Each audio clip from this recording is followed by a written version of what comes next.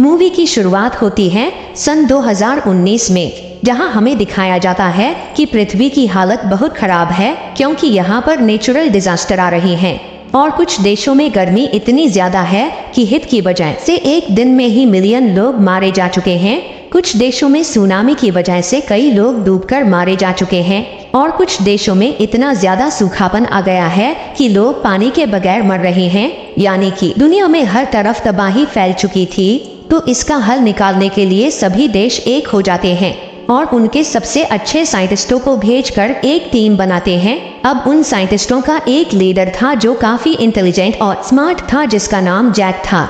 फिर वह सब मिलकर एक ऐसी सैटेलाइट बनाते हैं जो पृथ्वी में आए हुए नेचुरल डिजास्टर को कंट्रोल करने की कोशिश करती है और क्लाइमेट को कंट्रोल करने वाले इस मैन सैटेलाइट को नाम दिया जाता है डच बॉय। और ये काफी बड़ी सैटेलाइट थी जो पृथ्वी के चारों ओर घूमती थी और फिर देखते ही देखते वह पृथ्वी की खराब हालत को कंट्रोल कर लेती है। अब इतने सारे देश हैं दुनिया में, तो हर एक को अपना क्लाइमेट कंट्रोल करने के लिए अलग अलग सैटेलाइट की जरूरत थी। इसीलिए डच बॉय के जरिए सभी देशों को एक एक सैटेलाइट दिया जाता है, जिससे सभी सैटेलाइट अपने अपने देशों के क्लाइमेट को कंट्रोल करेगा और पृथ्वी के ऊपर वह सभी सैटेलाइट्स एक जाल की तरह बन जाते हैं। अब डच बॉय को बनाकर कंट्रोल करने वाला कोई और नहीं बल्कि उन साइंटिस्ट का लीडर जैक था। और अब क्योंकि जैक यूएस से बिलोंग करता था, इसीलिए डच बॉय का पूरा कंट्रोल यूएस गवर्नमेंट लेना चाहती थी। लेकिन जैक इस बात को नहीं मानता, इसीलिए वह अपना अप्रूवल नहीं देता। तब यूएस गवर्नमेंट उसकी ये बात सुनकर उसी के खिलाफ ही चार्जेस लगा देते हैं और उसे जॉब से निकाल देते हैं। उसके बाद यूएस गवर्नमेंट डच बॉय को अपने कंट्रोल में कर लेते हैं और इस सब में गवर्नमेंट का साथ खुद जैक का भाई मैक्स दे रहा था और अब वह खुद ही डच बॉय को मैनेज भी कर रहा था। यानी इसका मतलब ये है कि जैक के भाई ने ही उसको धोखा दिया था। तब ये सब देखकर जैक को बहुत बुरा लगता है और काफी गुस्सा भी आता है कि उसका भाई ही उसका साथ नहीं दे रहा है।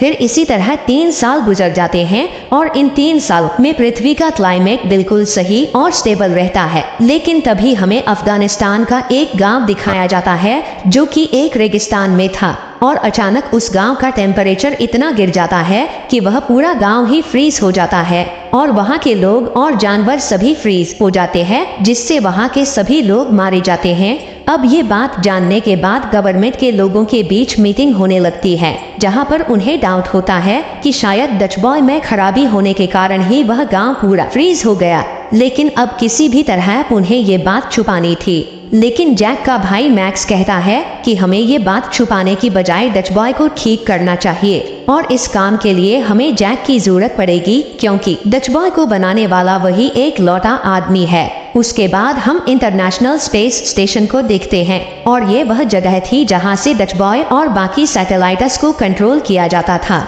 और यहाँ पर अफगानिस्तान की पुरानी सैटेलाइट को निकाल कर नई लगाई जाती है।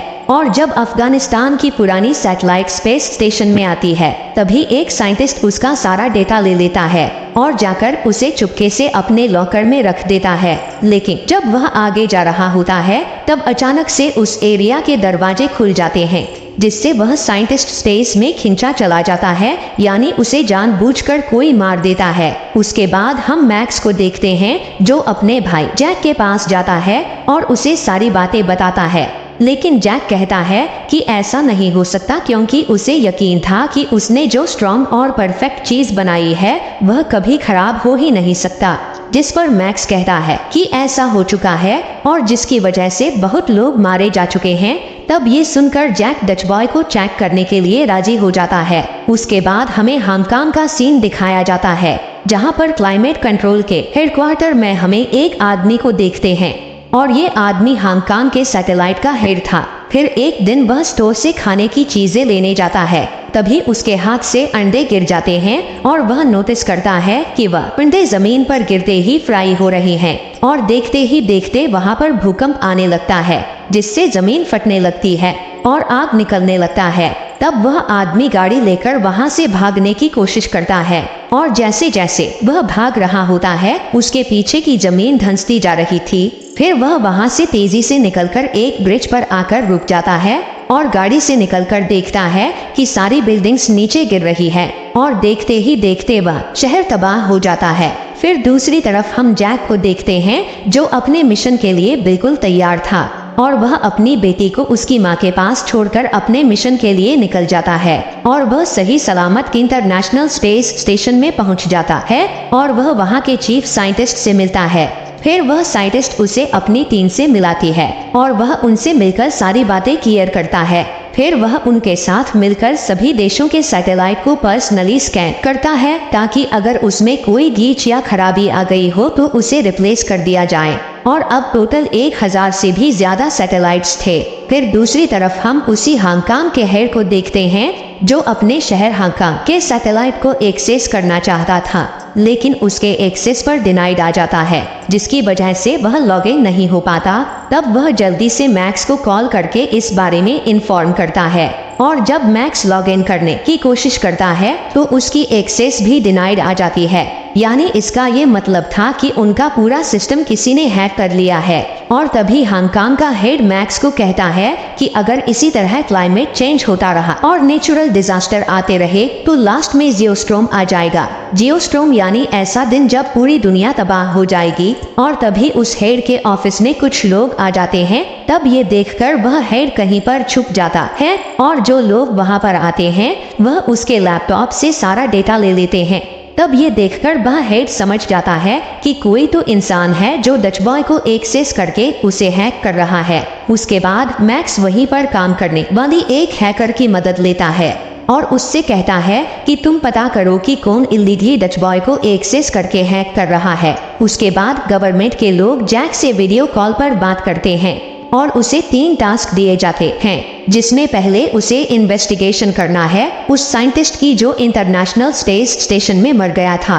फिर दूसरा ये कि अफगानिस्तान में जो डिजास्टर आया था उसकी इन्वेस्टिगेशन करना और तीसरा हांगकांग में पुणे वाले डिजास्टर का इन्वेस्टिगेशन करना। फिर तभी मैक्स को पता चलता है कि इस सारे मिशन का हेड कोई और नहीं बल्कि उसका भाई मैक्स है। अब जैक को ये बात काफी बुरी लगती है जिससे उन दोनों के बीच कुछ आर्ग्यूमेंट्स होने लगते हैं।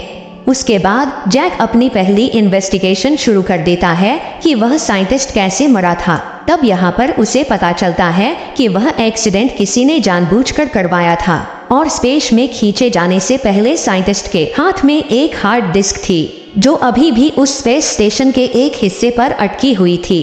तब जैक और उस स्टेशन का चीफ साइंटिस्ट अपनी जान पर खेलकर उस हार्ड डिस्क को लेने जाते हैं और यहाँ पर उन्हें पता चलता है कि जो एक्सीडेंट अफगानिस्तान और हांगकांग में हुई थी वह सैटेलाइट में खराबी की वजह से नहीं बल्कि किसी ने जानबूझकर ऑर्डर दिया था सैटेलाइट को ऐसा करने के लिए, लेकिन उन्हें ये पता नहीं चलता है कि आखिर ये कर कौन रहा है। फिर दूसरी तरफ हांगकांग का हेड वहां से निकलकर न्यूयॉर्क आ जाता है और वह मैक्स को मिलने के लिए एक जगह पर बुलाता है ताकि वह सैटेलाइट में होने वाली गड़बड़ी की इंफॉर्मेशन दे सके। फिर मैक्स अपने मंगेतर जो एक एजेंट है उसके साथ जाता है और वह दोनों हांगकांग के हेड को देख लेते हैं जो वहीं आ रहा था। लेकिन जैसे ही वह रोड क्रॉस करने लगता है तभी पीछे से एक आदमी उसे धक्का दे देता है जिससे वह आदमी एक गाड़ी से टकरा जाता है, लेकिन मरने से पहले वह किसी प्रोजेक्ट के बारे में मैक्स को बता देता है। वहीं दूसरी तरफ जैक और चीफ साइंटिस्ट उस हार्ड डिस्क का पूरा प्रोग्राम देख रहे थे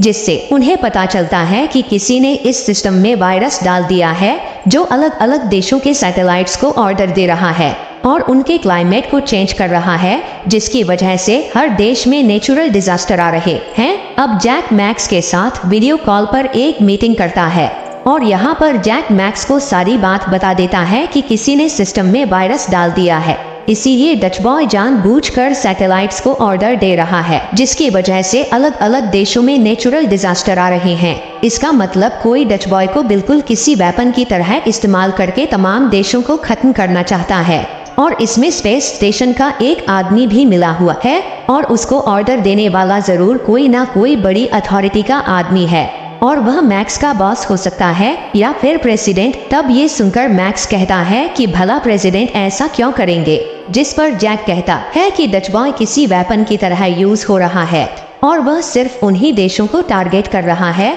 जो आज के जमाने में काफी सक्सेसफुल है। अब ये सब जानने के बाद मैक्स उस हैकर की मदद से उस प्रोजेक्ट के बारे में सारी इंफॉर्मेशन निकालता है जो कि उसे हांगकांग के हेड ने बताई थी, जहां पर उसे कुछ फाइल्स मिल जाती है और जो कुछ उसे जैक ने बताया था उससे मिलता जुलता कुछ डेटा उस प्रोजेक्ट में रिसीव होता है। अब क्योंकि यह प्रोजेक्ट काफी टॉप सीक्रेट था तो इसीलिए कोई काफी बड़ी अथॉरिटी का आदमी ही इसे बड़े लेवल में ऑपरेट कर सकता है। अब यहाँ पर मैक्स को प्रेसिडेंट पर शक होता है और प्रेसिडेंट पब्लिक गैदरिंग पर जा रहे थे, तब मैक्स भी उनके साथ जाने लगता है। फिर दूसरी तरफ हमें दिखाया जाता है कि टोक्यो में काफी बड़ा हिलस्टॉर्म आ गया है और बड़े बड़े पत्थरों की तरह वहाँ पर बर्फ गिर रही है, जिसकी वजह से काफी लोग मारे जा चुके हैं। अब पूरे शहर में तबाही फैल चुकी है। और दूसरी तरफ ब्राजील का सीन दिखाया जा रहा है, जहाँ का टेम्परेचर धीरे धीरे इतना कम होने लगता है कि पूरा समुंदर फ्रीज हो जाता है और वहाँ के बीच पर जितने भी लोग एंजॉय करने आए थे वह भी सारे फ्रीज हो जाते हैं। और ये सब कुछ सैटेलाइट की वजह से ही हो रहा था जो वायरस से इन्फेक्टेड था, और देखते ही देखते सारे सैटेलाइट्स इस वायरस के लपेट में आ जाता है। फिर सारा सिस्टम खराब होने के बाद जियोस्टॉर्म का अलर्ट आने लगता है कि आने वाले 1.5 घंटे में पूरी दुनिया तबाह होने वाली है और अगर इससे बचना है तो डचबॉय सैटेलाइट को रिस्टार्ट करना होगा, जिससे पूरा सिस्टम रीसेट हो जाएगा और वायरस को खत्म कर देगा। लेकिन सिस्टम को रिस्टार्ट करने के लिए प्रेसिडेंट की कोर्स चाहिए होंगी। अब ये सारी बातें जैक मैक्स को बताता है। तब ये सुनकर मैक्स को काफी गुस्सा आता है। तभी मैक्स को परेशान देखकर उसका बॉस उससे पूछता है कि क्या हुआ, इतना परेशान क्यों लग रहे हो। तब यहाँ पर मैक्स अपने बॉस को सारी बातें बता देता है और कहता है कि शायद इस सब में प्रेसिडेंट का ही हाथ है, जिसे सुनने के बाद उसका बॉस उसे मारने की कोशिश करता है। तब ये देखकर मैक्स समझ जाता है कि इस सब के पीछे प्रेसिडेंट नहीं बल्कि उसका बॉस ही था। फिर मैक्स अपनी मंगेतर यानी उस एजेंट के पास जाता है और सारी बातें बता देता है।